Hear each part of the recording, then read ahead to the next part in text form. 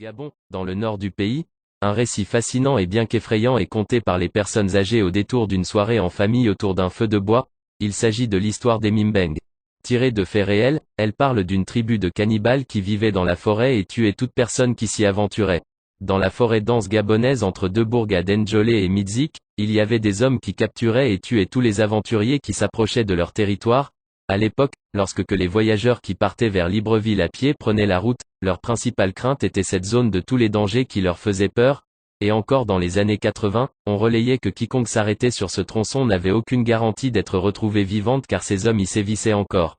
Quand venaient les vacances, et qu'il fallait se rendre dans les villages voir leurs aïeuls, les voyageurs faisaient tout leur possible pour passer cet endroit quand il faisait jour, et s'il faisait nuit, ils priaient que la voiture n'y tombe pas en panne.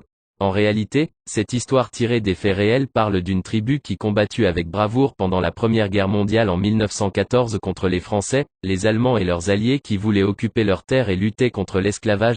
De cette bataille qui fit énormément de pertes en vie humaine dans les deux camps a engendré cette histoire révélant d'une légende combinée à un mythe durant toutes ces années. Le village Mimbeng existe à ce jour sur ce tronçon de route au nord du Gabon. Il fut érigé une stèle en hommage aux combattants de cette bataille. Encore aujourd'hui, cette histoire est relatée comme un conte dans les maisons dans cette région.